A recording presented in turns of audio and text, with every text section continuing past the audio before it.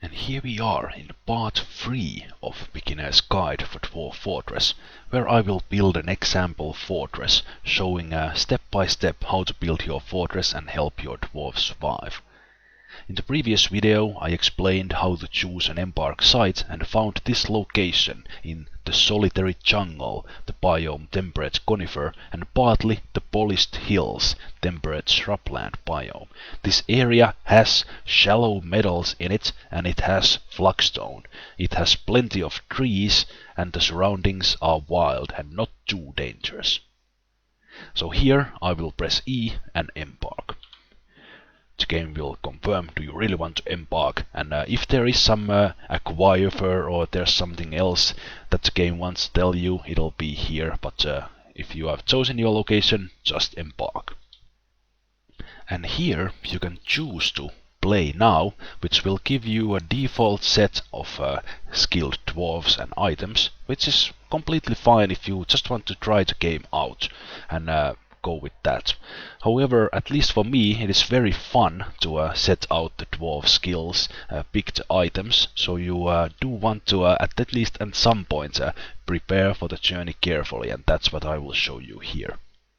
With the lazy noob pack you can have some sets of dwarves and items, with made a custom pack from that graphics package, lazy noob pack special package, and then from Captain Duck's tutorials 2011 or 2012 those packages, or you can create your own embark profile. But here I will show how to prepare for the journey carefully from the scratch and then save that embark profile for yourself.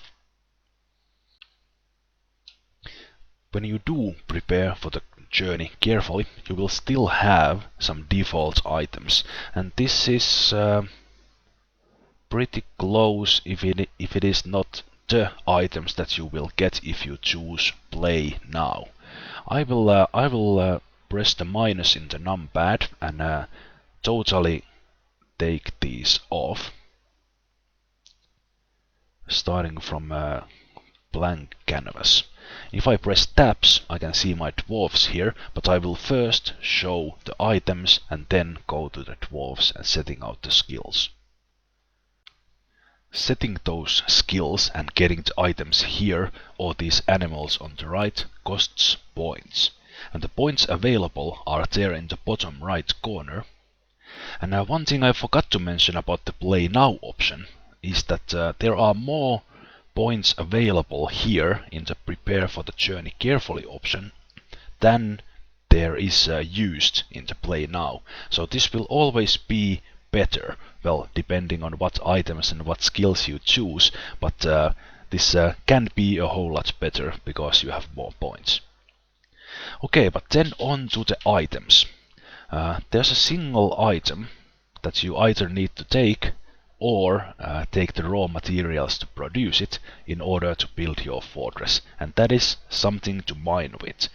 The cheapest one is the copper pick, and when I say the only thing you need, you can produce everything else from the raw materials that you mine with this pick, or from the wood that you can chop down with a training axe that you can create from the wood you get from a wagon that you automatically get. But of course, because we have a whole lot of points to use, I will use them all and pick as many items as I can that will help me get a good head start with my fortress. And of course set the skills for the dwarves with those points as well.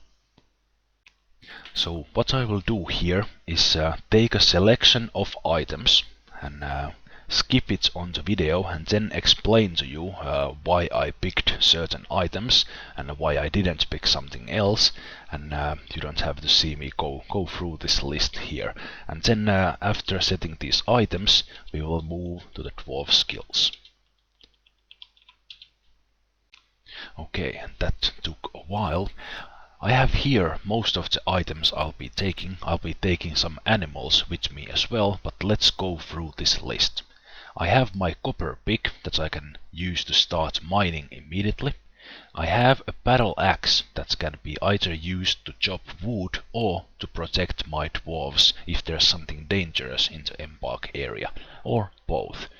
In combination of the battle axe, I also take crossbow, bolts for it, and quiver for those bolts, so that my dwarves at least have a chance to fight back if there is some wild animal or something worse when we get there. Dwarves need alcohol, so I'm taking some. I'm taking one wine, so I'll get a barrel with that, and then I'm taking some ale, some beer and rum. But more importantly, I'm taking several raw plump helmets that I can brew into or make into dwarven wine when I get there. In total, this will put me into 72 units of alcohol or so. You might want to get some more, around 60 to 80 alcohol. The dwarves can survive with water, but without alcohol they'll get unhappy thoughts and slow down considerably. Next I have seeds, so I can start farming. I have plump helmets, pigtails that are used for cloth, cave weeds and sweet pod producing food stuff. Rock nuts require a bit more processing than those two, but can produce food and actually several items required for food. Dimple cups is the least important of these. I'm actually decrease it to 5. The dimple cups are used to color the clothing, so this is just a bonus and can easily be acquired from the traders, but I want to start that farming right away, so I'm getting some of those as well. I'm getting 10 logs with me, so I'll get a head start and don't need to wait for the woodchuck to start chopping wood. And then I have iron anvil and materials to create steel, iron ore and flagstone. There are several flagstones, but I picked limestone. Then to speed things up, I picked some stone or rocks with me that I can use to create the smelter, the wood furnace and the forge I need to create those steel items. This is completely optional and partly here because of the tutorial, so I can show you how that's done right away, but also to create very powerful items for the dwarves, like a steel battle axe or such. I'm taking some thread with me. The cave spider silk is one of the cheapest ones. I take this because this is required for first aid, and it'll take me a little while to get the pigtail farming going and get thread from that. So I want to have some of these. They can be turned into cloth later if they are not needed. And then next, from the medical stuff, I have Gypsum Plaster. This is used if dwarf wounds a leg or arm or something, and it's quite rare, and if unlucky, it might be difficult to find gypsum in the area, and it'll take little time to get that from the traders. So I want to take some bags with me. And speaking of bags, I'm taking all different kinds of sands, because these all come in an individual pack. So these are more of a combination of getting the bag and then sand as a bonus than getting the sand itself. Although the only guaranteed way to get sand is to embark into a sand desert, so I can turn these into glass if needed. Next, again cheap items. I have milk that I will turn into cheese and then use those to create better meals for the dwarves. Only costing 1 point, very affordable. And then I have 50 or so different kinds of meats that cost 2 points. I'm getting individual meats because each and every one of these will come in an individual barrel. The same type of meat would go into the same barrel, but these are all individuals. I'm doing this because that will save me time. I don't need to use wood to create barrels, but get barrels from this meat instead. You can just as well just take about 50 meats. They can even be single one, but then you won't get the barrels with them. So this is kind of a make things easier or power play option to do this. And then I finally picked all the kinds of possible fish that were available to me. These not only produce food, but you also get or can get some bones from these, which the dwarves might require before you get any animals or hunting going. So in general, with these items I have picked, I've preferred raw materials over the readily produced items, with some exceptions. I did take pick and battle axe and crossbow and things like that readily made, but I didn't take things like crutches or splints or buckets. But instead I took some wood, and of course I will be chopping wood with the battle axe and creating all wooden items I need pretty much as soon as the dwarves come to the site.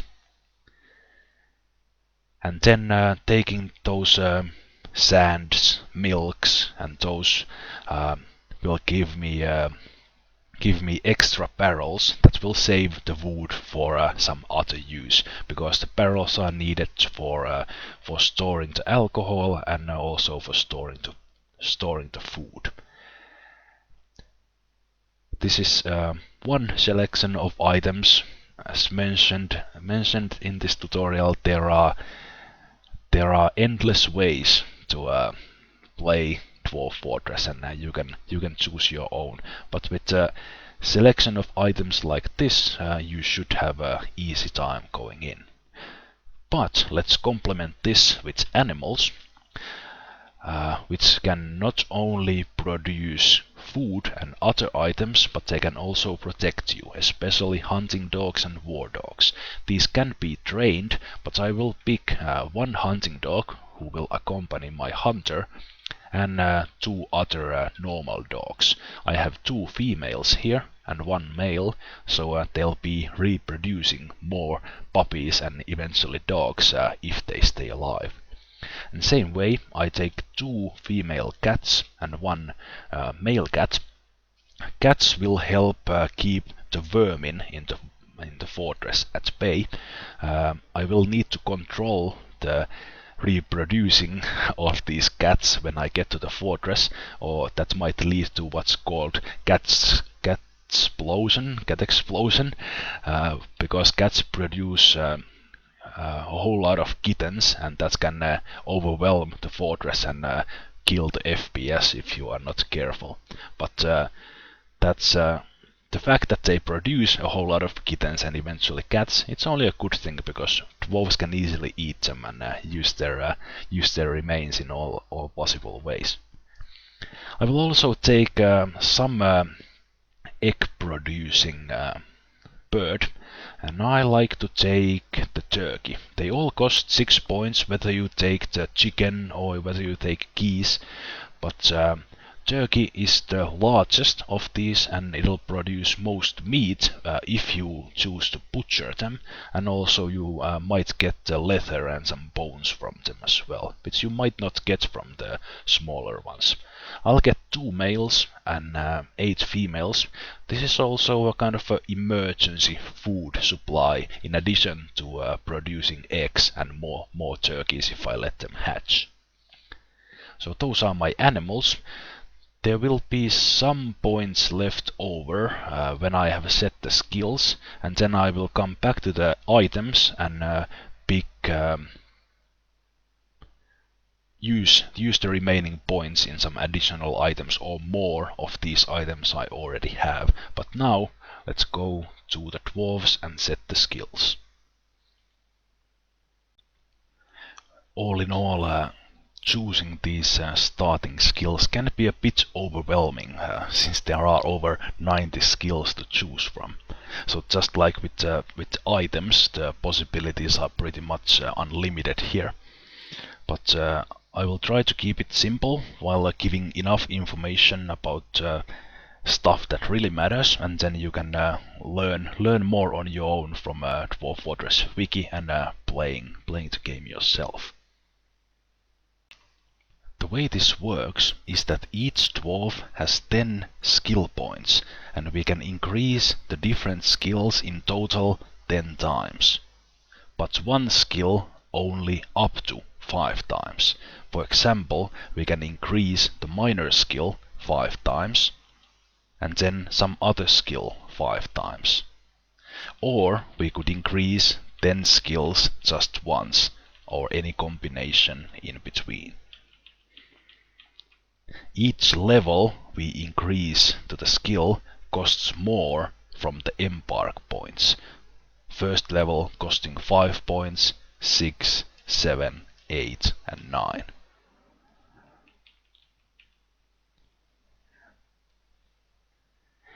With these 7 dwarves we need some sort of a plan on how to get the fortress started fast in order to secure the dwarves, produce enough value to both attract immigrants and have something to trade with the traders when they come, while keeping the dwarves fed and stocked with alcohol.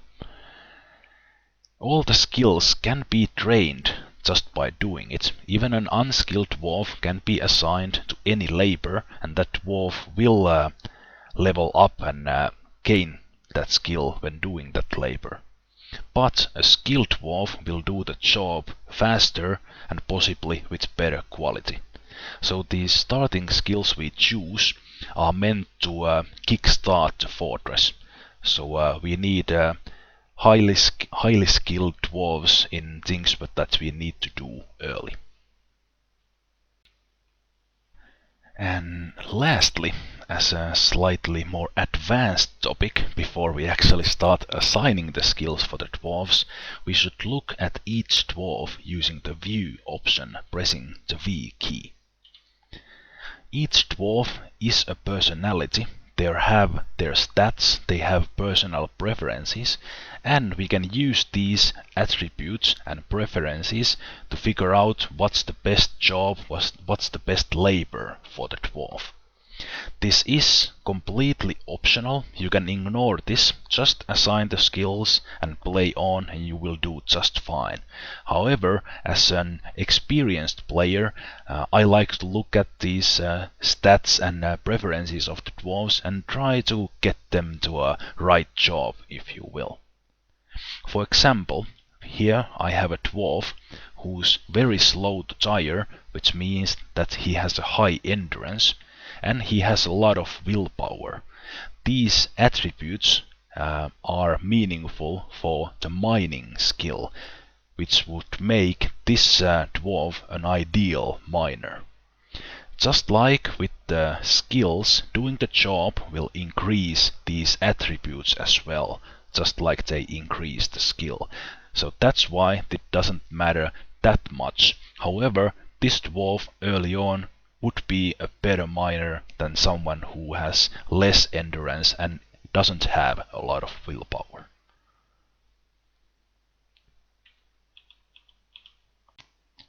If you do want to learn and know what these text descriptions mean, you should go to Dwarf Fortress wiki, look for attributes, and you can find all the information there. But as mentioned, this is optional, and as a new player, don't worry about it. Just play the game, and then when you get more experienced, you can look more into this, just as a kind of a extra thing in the game. But now I'm ready to actually assign the skills for the dwarves, so I will pause the video for just a second and come back when I have assigned the skills, and then we will go through those things together. Okay, I have my 7 dwarves set up with the roles I want to have at my fortress when I start. Starting with the first dwarf.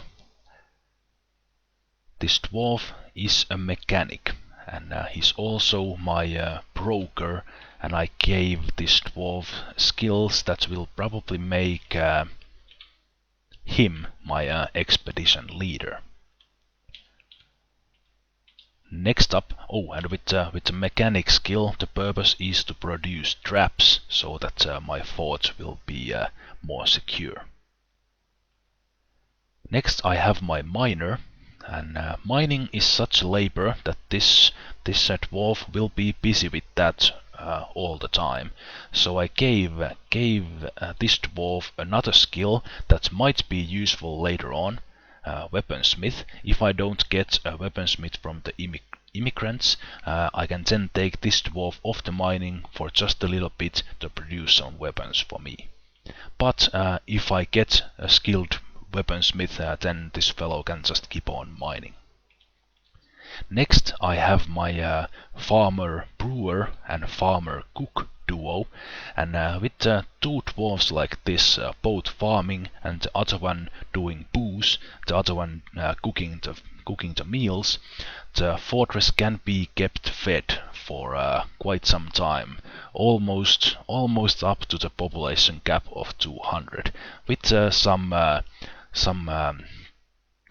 butchering in between and getting some eggs and meat from the turkeys, for example, which I chose in the item section. Next I have my woodcutter, and in a similar way than the miner, this fellow doubles as an armorsmith. So if I don't get a skilled armorsmith later on, this fellow can be taken off from wood chuck duty and create some awesome armor for the dwarves. And then I have my Carpenter, whose secondary role is being the doctor for the fortress. This is not completely necessary. When you start out, you can do just fine without a doctor, but I like to have one, so this fellow,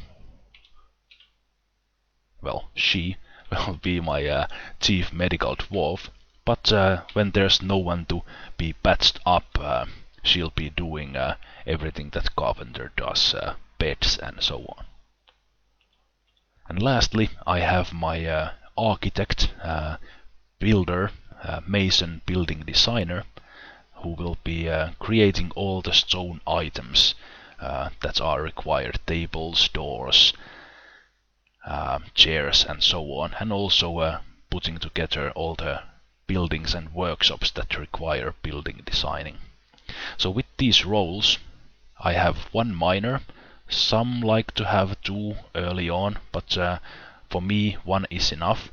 The mason can mine as long as he needs, and then he can start doing the stone items, or the mechanic can do the same. He can just take a pick and start mining, and then move to creating mechanisms when there's enough rocks and stone available.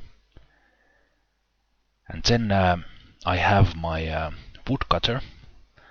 Woodcutting is a skill that levels up really fast, so it's not even necessary to take it, but this will help the fellow to go and start a bit faster. And then I have my mechanic, who's creating the mechanisms for traps. Then the architect, mason, building designer, creating the buildings, creating the stone furniture. And then I have my farmer cook, farmer brewer dynamic duo, getting the farming going and keeping the fortress fed and floating in booze. So with those, I am now ready to start playing the game, but one final and important thing is naming the fortress and naming this group of dwarves that are embarking into this location. So let's press big F and go into the fortress naming. You can create your own name from the components, but I pretty much always use the random name until something funny or just something that hits me in the eye pops up. Fatal City. That sounds good. So let's go with that. Odro Zineth is the name of the fortress. So Esk for done, and we are now preparing for the journey to Odrotzineth. And then big G, we will rename my group the Friendly Crypt. Babin Momus sounds good to me, so we'll go with that. And then one last thing, we have 35 points to be used, so we will go into the items. And I wouldn't mind having another pick, so I need to adjust my points a bit to get 9 points somewhere. So let's take a look. I could drop one of the turkeys, and then if I take one log off, I'll have enough points for the second pick. Then I don't need to worry about creating the second pick for the alternate miner. Right, but now I have all the items I want. I have all the dwarves set, so I can save this embark profile. So I will press S, and I previously did that, but I will now save it as tutorial embark. No. There we go. Zemalf's tutorial embark. Save. And now I am ready to embark and finally get into the game itself. I hope you have enjoyed this tutorial series so far, and if you have any questions about the topics covered so far, feel free to ask them in the comments, and do so also in the upcoming videos at any moment, and I'll be happy to answer them either in the video comments or in the upcoming videos. Until next time, take care, bye bye.